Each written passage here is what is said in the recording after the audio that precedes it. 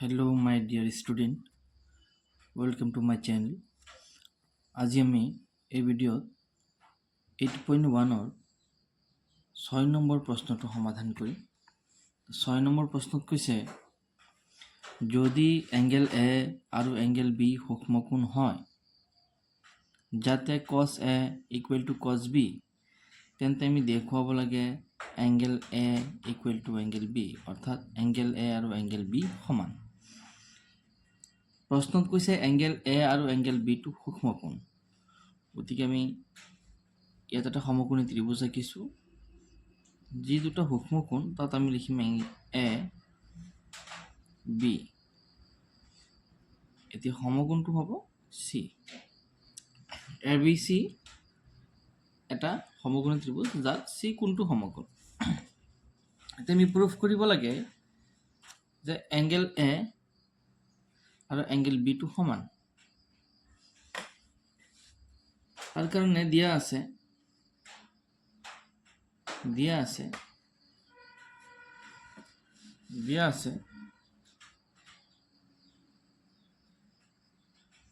cos a equal to cos b। আমি ডক্টৰৰ নাম এটা শিকিছিলোঁ, কি আছিলে? পণ্ডিত বদ্ৰী প্ৰসাদ বাই হাৰ বলে। ইয়াত cos a মানে কি হ'ব আমি বহাম ইয়াৰ জৰিয়তে। cosৰ ফৰ্মুলা আছিলে সেকেন্ডটো অৰ্থাৎ b বাই h আছিলে, অৰ্থাৎ ওপৰত হ'ব বেছ, তলত হ'ব হাইপোটেনিয়াছ।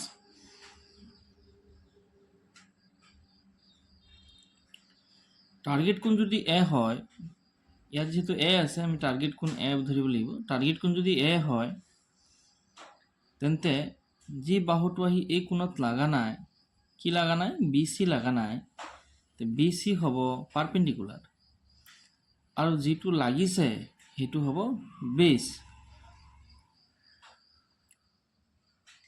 আৰু এ বিটো হৈছে অতিভুজ। অতিভুজক বাদ দি যি বাহুটো আহি এ কোণত লাগা নাই, টার্গেট কোণ এ কোণ, ইয়াত এ আছে, টার্গেট কোণ এ কোণ, সেই বাহুটো হ'ব পারপেন্ডিকুলার, আৰু অতিভুজক বাদ দি যি বাহুটো আহি এংগেল এ জইন হৈছে এইটো হ'ব বেছ। এতিয়া আমি ওপৰত বেছ লিখিব লাগে, কি লিখিম আমি? এ চি। তলত আছে এইচ অৰ্থাৎ হাইপোটেনিয়াছ লিখিব লাগে, তো হাইপোটেনিয়াছ কি হ'ব? A B. এবার আমি cos b লিখিব লাগে।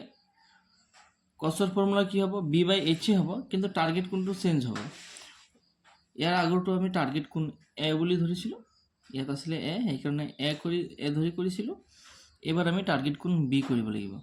টাৰ্গেট কোণ যদি বি হয়, বি কোণৰ সন্মুখত যিটো বাহু আছে এ চি, এইটো হ'ব পাৰপেন্ডিকুলাৰ, আৰু অতিভুজক বাদ দি এইটো হ'ল অতিভুজ, অতিভুজক বাদ দি বেছ কি হ'ব?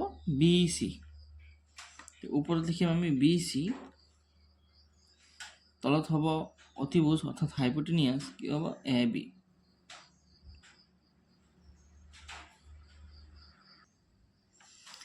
এবার আমি ফ্র্যাকশন অর্থাৎ ভগ্নাংশের মধ্যে ইকুয়াল আছে, আমি ক্রস মাল্টিপ্লাই করে দিই। তো ক্রস মাল্টিপ্লাই করলে এসি পূরণ এ বি হব ইকুয়াল এ বি পূরণ কি হব? বিসি হব, এ বি পূরণ বিসি। এতিয়া সমান চিহ্নৰ দুয়োফালে কি আছে? এ বি আছে। সমান চিহ্নৰ ইফালেও এ বি আছে, সমান চিহ্নৰ সেইফালেও এ বি আছে, তো এ বি কেঞ্চেল যাব। গতিকে থাকিল কি? A C equal to B C. আমি প্ৰমাণ কৰিব পাৰিছোঁ যে এ চি আৰু বি চি বাহু দুটা সমান। এই ত্ৰিভুজত এ চি আৰু বি চি বাহু দুটা সমান।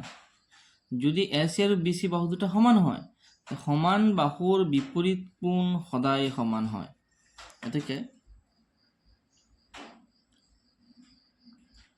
এতেকে আমি লিখিম যিহেতু এ চি সমান সমান বি চি, এতেকে এংগেল এ সমান সমান হ'ব এংগেল বি, কাৰণ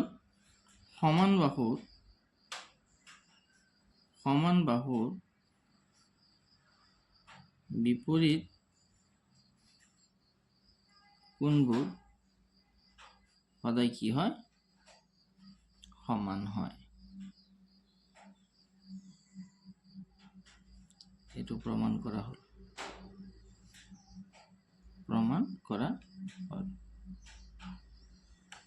এইখিনি আছিলে এই প্ৰশ্নটোৰ সমাধান। ধন্যবাদ।